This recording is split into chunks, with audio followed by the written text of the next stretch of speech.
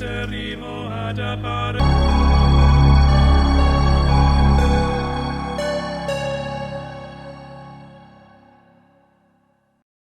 love how Sydney Sweeney is actually showing us that she can hold range. That she's not just a pretty one of those pretty girls like that Euphoria. I feel like they made her out to be. It was just a pretty face, a pretty body, and whatever. She has range. I loved her in this film, every minute of it, guys. And I can kind of see why, after seeing this film, why our favorite theater, being in a dense, heavily populated Christian area, why they did not want to show this movie and Late Night with the Devil in its theaters. To each his own, I guess, but whatever, guys. Yeah. Ladies and gentlemen, Immaculate.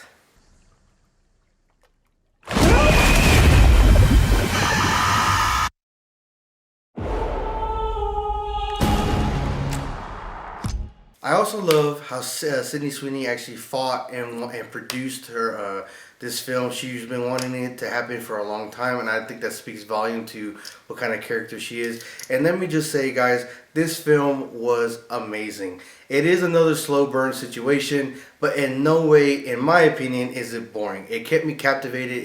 Kept me at the edge of my seat. I was engaged through the whole thing. Now, I will say the last 10 to 15 minutes is where it kind of picks up tempo, and you get a lot of the story, not a lot of story, but a lot of action and a lot of stuff towards the end. And damn, is it worth it to get to the movie for that? Absolutely. It was amazing what this woman did. And again, speaking to the heavily dense Christian population that our favorite theater surrounds, I can kind of see why, because the ending is just shocking. This is a spoiler review, guys. If you want to see my spoiler free, it is in my TikTok link down below. Make sure you go follow me over there as well and share my shit over there. Yeah, so this Immaculate, it speaks when you say that to anybody, well, more mainly religious people, you think of like the Virgin Mary. This word and the Virgin Mary always go hand in hand. So it is pretty cool that this one definitely kind of follows in that route. We see this girl who has survived who survives a traumatic childhood experience where she literally is underneath the ice and she's close to death, but she is saved. God chose to save her in the end, and she just can't figure out why, so she just devotes her life to God and is later called into a convent overseas.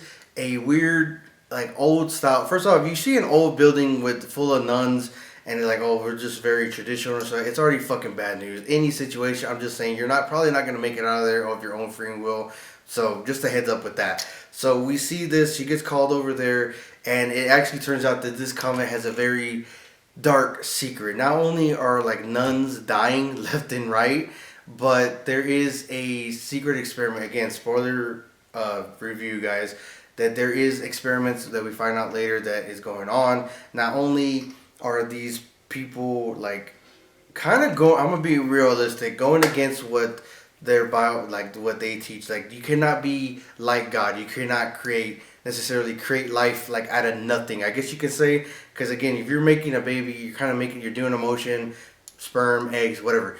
Not to go down that, but it's just like you can't just make life, I guess you can say. Cloning, essentially. And that's what they're doing in this film. It's heavily on cloning. So it's weird to me that the church is okay with doing this, even though it goes against what they believe and what they taught, which is weird. So it's crazy to me that these people, and it happens in everyday situations. This is just me preaching. If you're religious, that's your own thing, to each his own. I'm just voicing my opinion. If you don't like it, don't fucking follow me. I'm just being honest. I'm a fucking neighborhood sinner. Just come on, guys. What did he say? It's crazy like how religious people are willing to change the narrative to fit what they need to do in life and accomplish. Oh, well, we're doing it for the greater God. You know, it's everything. They're trying to clone Jesus Christ, essentially, and make life of that. Who knows if it's going to be good? You know, I believe God said, you know, like, there can be no other like me there before me or after, whatever is the situation. So it's weird that, like, okay, well, if he is against what we're doing, then why doesn't he stop us? Well, it's going to come, you know, 360 somehow, one way or another. And in this situation, it is. They somehow impregnate her. The only way I could think is, like, they're already drugging her up at a party when they're welcoming her. She takes her vows. They actually hand her the nail that goes into Jesus Christ's hand, and I like how they made it look like, oh, it's so overpowering to hold something so holy, and she kind of passes out from being overwhelmed by the power. They just drugged her, and that's what I'm thinking, that they impregnated her.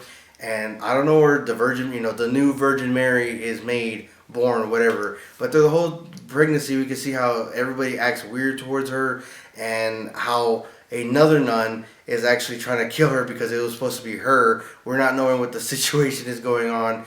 And after she finds out, well, this is what's going on, like, we're trying to make a savior. They're so desperate. Again, I know there is so much shit, especially now.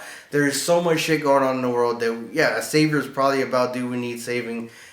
He helps those who help themselves. I'm just saying. So the fact that they're making a savior, cloning a savior, and hoping that it's gonna be for the best, it's just really weird to me. It's crazy how somebody can twist a word and make it their own to seek their own benefits. But we've seen cult leaders, political figures, and other people do it for their own gain as well. So it shouldn't be that much of a shocker. But yeah, guys.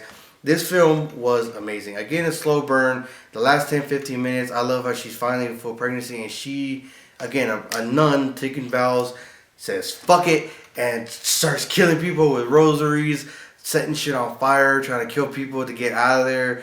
And she ends up giving birth. Again, the whole thing, Sydney Sweeney is amazing. She's very convincing. But when she gives birth, they do it classy, by the way. Zoom in on the face, the bloody face, and she's just screaming into the camera.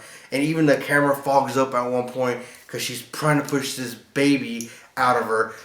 Wow, I legit thought she was giving birth. The way blood and drool is coming out of her mouth, and the way she is screaming, her face is lighting up red. Wow, it was just amazing. It was very captivating, her performance. I loved it. I hope to see more from her, like more horror related situations. Cause damn, that's why he's the GOAT.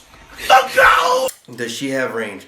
And at the end, she ends up squishing this thing. First off, I want to point out, when she gives birth and it starts crying or making noises, it doesn't sound human. It sounds very animalistic. It's growling. It's making demonic noises, it sounds like. And she ends up squishing it with a rock. Again, if we were to let it live, who knows what the situation. But I love how it's that situation. She's like trying to decide if she's going to squish it or not. There's a lot of tension. It's quiet. You don't know what's going on. Did she make it? Did she not make it? Are they going to knock her out at the last minute and save the baby? What is it? It was amazing all around, guys. 2 thumbs up, 10 out of 10.